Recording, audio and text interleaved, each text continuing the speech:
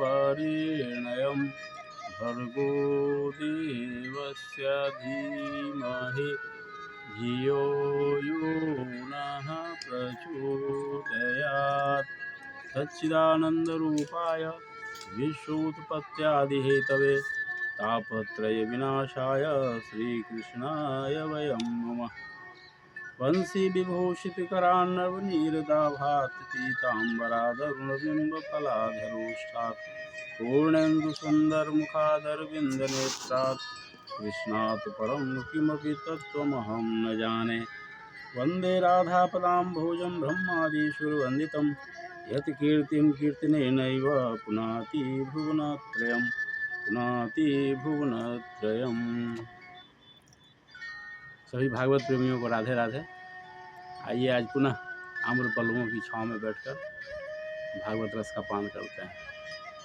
शुक्राचार्य ने जब देखा कि बलि ने 3 पग भूमि देने का मन बना लिया है, तो वे समझ गए कि वामन के रूप में यह कोई और नहीं, ये साक्षात विष्णु ही है, जो वेश बदल करके आए हैं और बलि का सब कुछ हरण कर लेना चाहते हैं।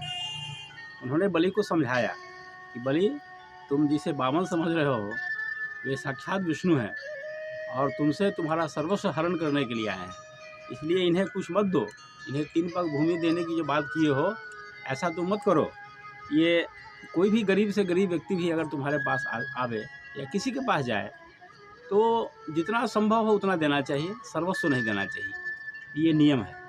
और जिसको जितना धन है उसको 5 भागों में बांट देना चाहिए। 5 भागों में बांटने के बाद ही उसका उचित रूप से खर्च होना आवश्यक माना जाता है। जैसे 1 भाग तो आप अपने ऊपर खर्च करना चाहिए मनुष्य को, 1 भाग अपने पूरे परिवार पर खर्च करना चाहिए, 1 भाग भविष्य के लिए बचा के रखना चाहिए, 1 भाग धर्म के लिए और 1 भाग यश के लिए। इतना करके आदमी को धर्म कार्य के लिए कुछ न कुछ करना चाहिए। धन का ये सदुपयोग इसी तरह से किया जाता है। और यदि जैसा शुक्राचार्य ने कहा है, यदि तुम सर्वस्व इसे दे दोगे, यह तो तुमसे छद्म रूप में आया है मांगने के लिए, ये विष्णु है और तुम्हारा सब कुछ ले लेगा, तो ये शोभा नहीं देता है कि धन किसी को भी दो तो धन का 5वां हिस्सा मिल, ज़्यादा से ज़्यादा 5वां हिस्सा दो, और यह तुमसे सर्वस्व लेने के लिए आया है। इसलिए ऐसी गलती नहीं करो, ज़्यादा अच्छा होगा। और इस तरह से उन्होंने बहुत समझाया कि ऐसा तुम मत करो।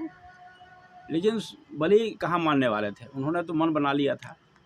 और वामन भगवान को कहा भी कि ठीक है, अभी आप 3 पग भूमि ही आपको चाहिए तो मुझसे ले लीजिए, और भविष्य में यदि आवश्यकता हो तो और ले लीजिएगा। और यदि आप भगवान हैं तो ये तो मेरा सौभाग्य है कि भगवान हमसे मांगने आए हैं, इससे बड़ी बात क्या होगी। सारी दुनिया के लोग भगवान से मांगते हैं और भगवान स्वयं चल करके हम तक आए हैं मांगने के लिए, ये तो मेरा सौभाग्य है। और ऐसा होता है कभी कभी कि भगवान भी कभी कभी मनुष्य से कुछ मांगते हैं। जैसे भगवान ने केवट से नाव मांगा था। भगवान चाहते तो गंगा नदी पार कर लेते बड़ी आसानी से, उनके लिए कौन सी बड़ी बात थी। लेकिन उन्होंने केवट से को खुशामद किया और कहा कि नाव लाओ और हमें पार कराओ गंगा। तो केवट ने इसे सौभाग्य समझा। ये तो सौभाग्य की बात है। भगवान क्या किसी से मांगेंगे, अगर मांगते हैं तो ये आपको सौभाग्य प्रदान करते हैं, हमको सौभाग्य प्रदान करते हैं। ये इसे सौभाग्य समझना चाहिए। हमारे गुरु ने भी, जो भगवान के स्वरूप होते हैं, गुरु तो भगवान के स्वरूप कहे जाते हैं, सर्वदेवमयो गुरु, तो गुरु भी किसी से कुछ मांगते हैं। उनको इसके पीछे उनका अपना कोई भौतिक लाभ नहीं होता है। जैसे हमारे गुरुदेव ने भी हमसे मांगा है, क्या मांगा है, बस एक छोटा सा अंशदान मांगा है और समय मांगा है। यदि आप सक्षम नहीं है, जो व्यक्ति जो धन खर्च नहीं कर सकते हैं मिशन के कार्यों के लिए, वे अपना समय दें। और जब गुरु भगवान ऐसा मांगे तो समझिए कि हमारा सौभाग्य उदित हुआ है। भगवान हमसे कुछ मांग रहे हैं, गुरु भगवान हमसे कुछ मांग रहे हैं। तो ये समय दान के आधार पर ही, अंशदान के आधार पर ही युग परिवर्तन होगा। जब तक मनुष्य अपनी प्रतिभा का, अपने समय का, अपनी ज्ञान का, अपने धन का एक अंश समर्पित नहीं कर रहा है गुरु के चरणों में, तो फिर ये युग परिवर्तन कैसे होगा। तो हम लोग इसे अपना सौभाग्य माने कि हमारे गुरु ने हमसे कुछ मांगा है। और गुरुदेव ने भी कहा है, वैदिक शास्त्रों में भी ऐसा आया है कि धन की तो प्रथम गति ही उत्तम मानी गई है।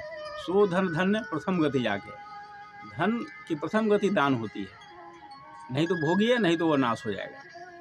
तो प्रथम गति के लिए ऋषियों ने अपना चिंतन प्रस्तुत किया है कि यही 5 हिस्से वाली बात है। ये वैदिक आधार पर शुक्राचार्य जी ने कहा था।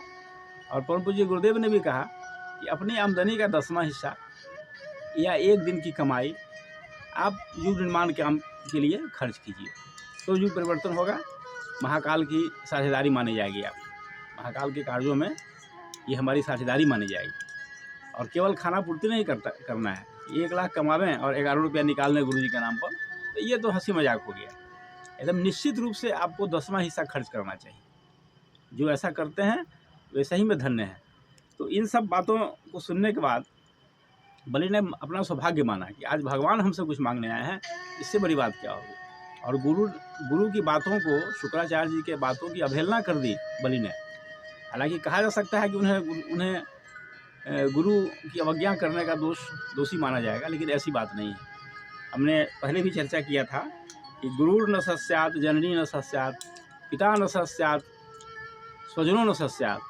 ऐसा करके हमने चर्चा किया था कि वह पिता नहीं है, वह गुरु नहीं है, वह माँ नहीं है, वह स्वजन नहीं है, जो भगवत कार्यों में लगने से आपको रोक दे, वो गुरु नहीं होता है। तो यहाँ चूँकि शुक्राचार्य जी बलि को भगवान के काम में बाधक मान रहे थे, भगवान आए मांगने और उनको देने से रोक रहे थे, इसलिए गुरु की बातों को उन्होंने अवहेलना कर दी। अतः उन्हें दोषी नहीं माना जाएगा। और इसके पीछे एक और कारण था कि गुरु शुक्राचार्य जी का भी तो परिवार बलि के धन से ही चल रहा था। इसके पीछे उनका भी स्वार्थ था। सुर नर मुनि की यही सब रीति, स्वार्थ लागी करहीं सब प्रीति। अगर बलि सब कुछ अपना दे देते तो फिर शुक्राचार्य जी का परिवार कैसे चलता। इसके पीछे उनका एक भाव यह भी था कि बलि तुम ऐसा काम मत करो, लेकिन इसके बावजूद बलि ने मन बना लिया। गोस्वामी जी ने भी लिखा है रामचरितमानस में कि तजयो पिता प्रहलाद विभीषण बंधु भरत महतारी, बलि गुरु तजयो कंत ब्रज बनितन भय मुद मंगलहारी। कि भगवान की ओर जाने से जो रोके उसको त्याग देना चाहिए। इस सिद्धांत के अनुसार बलि ने अपने गुरु की बातों को भी छोड़ दिया, गुरु की अवहेलना कर दी, गुरु को भी त्याग दिया। लेकिन गुरु जी ऐसे थे, इसके बावजूद वे चाहे कि भाई किसी तरह से, चूँकि उसके पीछे उनका अपना भी स्वार्थ था। तो जैसे ही जलपात्र लिए, जब शुक्राचार्य ने संकल्प नहीं कराया तो भगवान वामन कहे कि लाओ हम ही संकल्प करा देते हैं। तो जैसे ही जल हाथ में लेना चाहा तो शुक्राचार्य जी जल के प्रवाह रोकने के लिए उस पात्र की टोंटी में आकर बैठ गए ताकि जल हाथ में गिरे नहीं। ये स्थिति आ गई शुक्राचार्य जी की, इस स्थिति तक आ गए थे। तो जब जल के प्रवाह को रोक दिया, शुक्राचार्य सूक्ष्म रूप में जल की टोटी में बैठ गए। तो फिर इसके बाद क्या हुआ, इसकी चर्चा हम अगले एपिसोड में करेंगे। आज इतना ही। ओम शांति शांति शांति सर्वारिष्ट सुशांतिर्भवतु।